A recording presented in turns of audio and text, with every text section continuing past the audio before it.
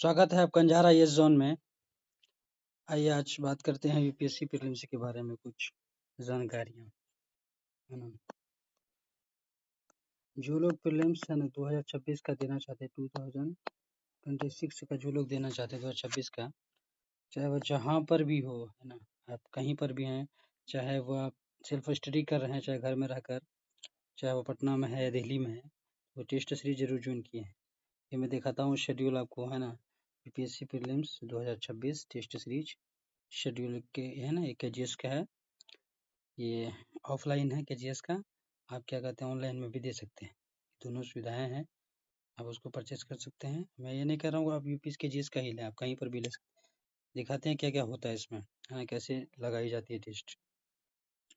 अभी तक जो है 12 टेस्ट हो चुका है ना, अगर बात करें तो कितना 12 नहीं 12 हो चुका है ना, साइंस एंड टेक तक हो चुका है। दिखाते हैं टोटल कितने टेस्ट है, 49 टेस्ट है इसमें, हाँ टोटल 49 टेस्ट है ना। और इसका जो है ऑफलाइन प्राइस कितना है, 3500 रुपये, है ना। और ऑनलाइन के बारे में तो हमें मालूम नहीं है ना, आप जाके देख सकते हैं साइट पे। आइए दिखाते हैं क्या क्या किया जाएगा इसमें, क्या क्या होते हैं।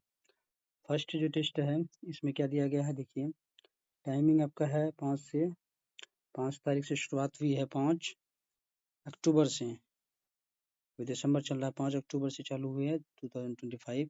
और ये चलेगा कब तक, ये आपका चलेगा, आपका देख लीजिए यहाँ पे है 10 मई 2026 तक चलेगा, है ना। 10 मई तक ये टेस्ट होंगे, है ना। इसमें टोटल 49 टेस्ट है और प्राइस कितना है, 3500 रुपये। ये केजीएस का टेस्ट है, खान ग्लोबल स्टडीज़ का ऑफलाइन का। आपको ज़रा दिखाते हैं फर्स्ट टेस्ट में जो हुआ अभी तक, उसमें क्या क्या टॉपिक है। ये टाइम है 10 से 12, 2 घंटे का होता है। और ये टेस्ट कोड है और ये सब्जेक्ट है, आपको दिखाते हैं। तो जो फर्स्ट है उसमें एंसेंट हिस्ट्री, है ना। उसके बाद प्लस करंट अफेयर जुड़ा रहता है ना। हिस्ट्री के 3 पार्ट होते हैं, medieval history, modern history and ancient history. तो फर्स्ट में क्या हुआ, एंसेंट हिस्ट्री हो चुका है। सेकेंड की बात करें तो वो है मेडावल हिस्ट्री, है ना, वो भी हो चुका है, करंट अफेयर इसमें जुड़ा होता है ना। उसके बाद थर्ड क्या है कि मॉडर्न हिस्ट्री हुआ है, करंट अफेयर इसमें आपको जोड़ना होगा, है ना, मार्च तक की, है ना, 2000 मार्च तक का जोड़ना, 25 है ना, जनवरी फरवरी मार्च तक का, है ना। उसके बाद करें चौथा क्या है, आर्ट एंड कल्चर हुआ है, करंट अफेयर में है, आर्ट एंड कल्चर हुआ। पांचवा अगर हम बात करें तो क्या है, world and physical human geography, current affair के साथ, है ना, कि सिर्फ जो टॉपिक होते हैं उसी तरह से टेस्ट होता है, सेक्शनल टेस्ट है ये, अभी जिसकी बात हम कर रहे हैं। फिर उसके बाद आपका हुआ है कौन सा, इंडियन एंड ह्यूमन ज्योग्राफी, है ना। इंडियन ज्योग्राफी में कौन सा ज्योग्राफी, ह्यूमन ज्योग्राफी, जो एनसीईआरटी में जो 12th की जो बुक है ना, उसके बारे में बात कर रहे हैं, करंट अफेयर के साथ होगा। उसके बाद 7th शेड्यूल में है पॉलिटी +1 करंट अफेयर के साथ। फिर सेकेंड में 8th में है पॉलिटी 2, है ना। उसके बाद फिर का 9th में इकोनॉमी, है ना, प्लस करंट अफेयर। उसके बाद 10th में भी आपका क्या है, इकोनॉमी +2, ये सेकंड है।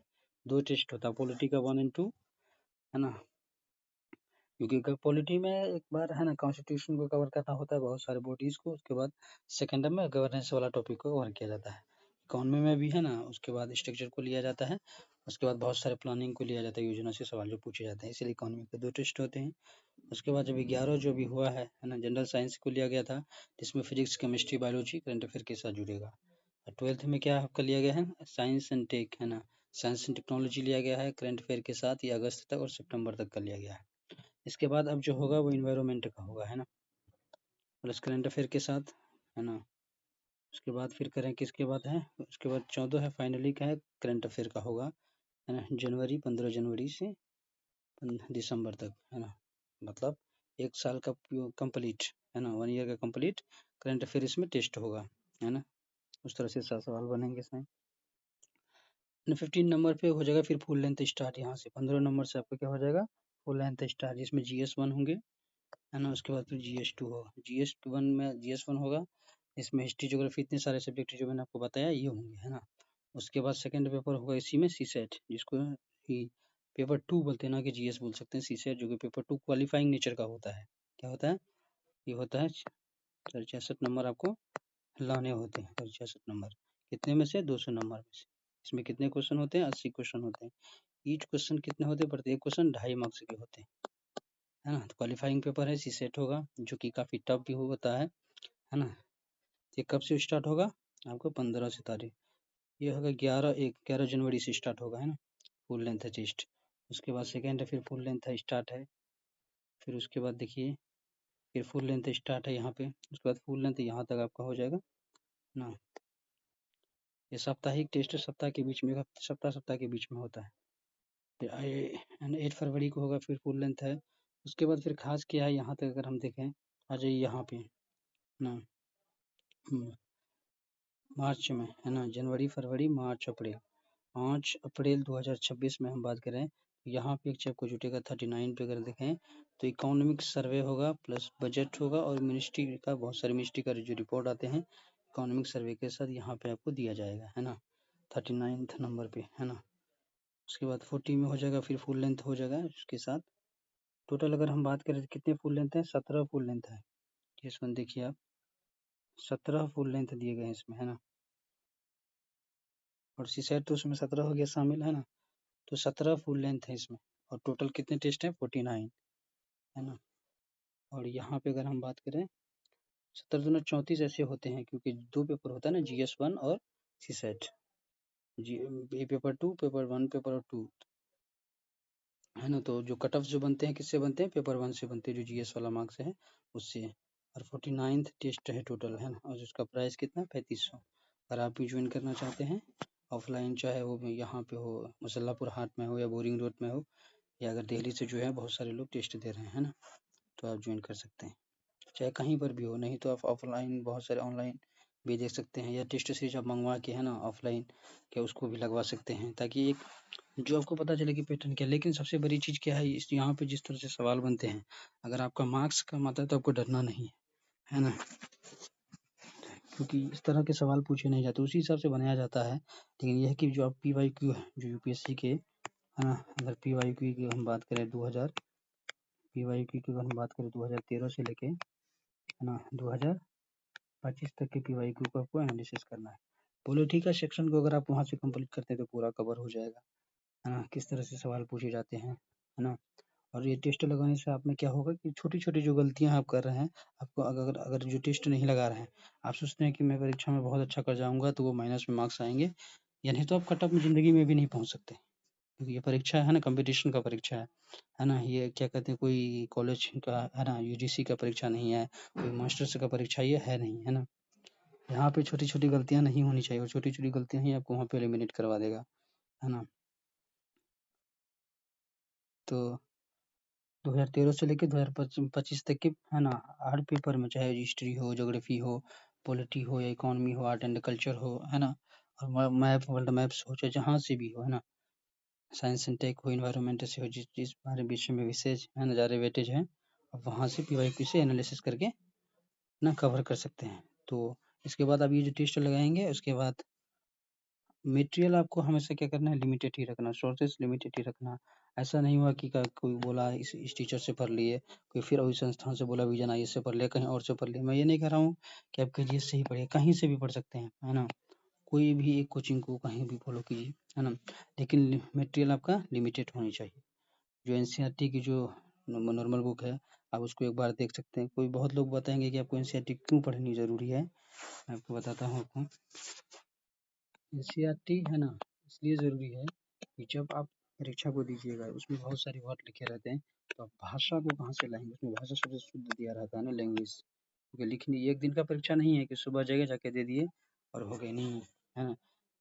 सिविल सर्विसेज का जो भी परीक्षा हो, चाहे UPPCS हो या UPSC हो, है ना, सिविल सर्विसेज एग्जामिनेशन हो, है ना, IAS का परीक्षा हो, इसमें क्या है कि समय लगता है। आप 6 से लेके 6 मंथ, या नहीं तो क्या कर सकते हैं, जो NCERT का जो बेसिक है उसको आप कवर कर लीजिए, है ना। एक आइडियाज़ लग जाएगा किस तरह से सवाल बनते हैं, है ना, उसको कवर कीजिए, है ना, एक अच्छा खासी पकड़ हो जाएगी।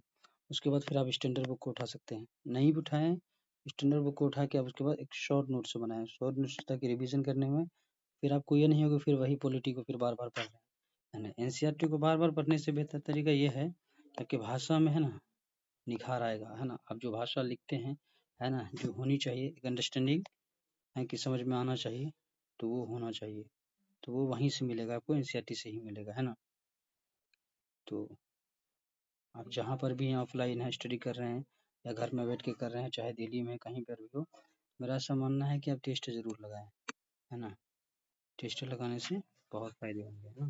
आपको जो छोटी-छोटी गलतियाँ हैं, ये नहीं कि बहुत सारी कोचिंग के लगाना है, लेकिन मिनिमम आपके कम से कम अगर प्रीलिम्स अगर आप दे 2026 की, है ना, अगर हम बात करें 2026 में जो लोग देना चाहते हैं मई में, इस बार का 2026 का जो प्रीलिम्स देना चाहते हैं, तो मिनिमम ये है कि आप पीवाईक्यू के बहुत बेहतर तरीके से एनालिसिस करें, है ना। फिर उसी अंडरस्टैंडिंग में आप क्वेश्चन को बनाएं कि आपसे बन रहा है या नहीं। मिनिमम आप कितने क्वेश्चन, ये है ना, 20,000 क्वेश्चन, है ना, आपके प्रैक्टिस करके ही इस परीक्षा में जाके बैठे, कम से कम 20,000 क्वेश्चन, है ना, प्रैक्टिस करके ही इस परीक्षा में बैठे हैं, है ना। ताकि छोटी-छोटी जो गलतियाँ हैं वहाँ आप समय को भी बचत कर सकें, है ना। जो टाइम मैनेजमेंट जो सबसे बड़ी बात होती है, क्योंकि बहुत सारे क्वेश्चन ना लॉन्ग में होते हैं, जो पैसेज होते हैं वो लॉन्ग फॉर्म में होते हैं। आप पता चला आप 3 मिनट उसको पढ़ने में ही लगा देंगे। हालाँकि क्वेश्चन उसके है ना आसानी से निकल जाते हैं, लेकिन पढ़ने में ही समय लग जाएगा, तो फिर दिक्कत हो जाएगी, है ना। और जहाँ तक सीसेट की बात है, तो सीसेट को कहीं एक जगह से, है ना, जो कम्प्रीहेंशन वाला एरियाज़ है उसको, जो कम्प्रीहेंशन में अगर हम बात करें 2024 से 25 में, उसमें भी 27 क्वेश्चन आए हैं। 27 में अगर आप सही से अगर पकड़ करते हैं तो यहाँ पर भी आप 15-20 क्वेश्चन सही से बना लेते हैं। और बात रहा मैथ का, मैथ टफ होते हैं, ऐसा नहीं है कि टफ नहीं होते, ईजी तो होगा नहीं, क्योंकि परीक्षा यूपीएससी का है, आईएएस का परीक्षा है। तो यहाँ पर आप क्या कर सकते हैं, कुछ जैसे 5 या 10 क्वेश्चन, 10 या 15 क्वेश्चन ऐसे होते हैं मैथ के, कम से कम 10 क्वेश्चन जो आप, है ना, मैनेजेबल होता है कि नहीं आप बना सकते हैं, तो वैसे आप बना सकते हैं। ऐसा नहीं कि बिल्कुल एकदम आसमान से उतर के आया है परीक्षा, है ना, सीजीएल वाले या कोई जो है आईआईटी नहीं कर सकता, ऐसा कोई बात नहीं है। चाहे कैलेंडर से हो, बहुत सारे टॉपिक्स हैं, उससे आप कहीं न कहीं 10 क्वेश्चन, है ना, चाहे कोडिंग डिकोडिंग हो, चाहे नंबर सिस्टम हो, है ना, और बहुत सारे चैप्टर है मैथ में, तो आप वहाँ से कहीं न कहीं बना सकते हैं, पिकअप कर सकते हैं। या प्रीवियस ईयर क्वेश्चन उठा के आप देखिए, है ना, किस तरह से अगर आप प्रीवियस ईयर बोले ना, इसमें फोकस मेन आपको प्रीवियस ईयर क्वेश्चन ही करना है, सीसेट में भी और जीएस 1 में भी, है ना, तभी आप कट-ऑफ में आ जाएँगे, है ना, प्रीलिम्स को क्वालीफाई कर पाएँगे, है ना। ये मेरा अनुभव है ना, मैं आपको बता रहा हूँ, क्योंकि मैंने पेपर, है ना, 2025 का दिया हुआ है, जिसमें मेरे कुछ सीसेट में तो हो गया था और जीएस में मेरा, है ना, 5 क्वेश्चन से रह गया था, है ना। तो मिलते हैं नेक्स्ट वीडियो में, है ना। तो ये मैं आपको टेस्ट सीरीज के बारे में बताया किस तरह से करना चाहिए, है ना। तो आप कोई भी कोचिंग का ले सकते हैं, मैं ये नहीं कह रहा हूँ कि आप सिर्फ केजीएस का ही लीजिए, है ना। आप जहाँ पर भी हैं, है ना, चाहे विजन आईएएस हो, केजीएस हो, दृष्टि हो, है ना, आप जहाँ भी पढ़ाई कर रहे हैं किसी भी कोचिंग का लीजिए। ये नहीं कि मैं किसी कोचिंग का तारीफ कर रहा हूँ, ऐसा कोई बात नहीं है। हिंदी माध्यम वाला जहाँ भी आप सूटेबल हो, जहाँ भी कोचिंग है। आजकल एक चल गया है कि क्या प्रोग्राम चलता है, मेंटरशिप प्रोग्राम।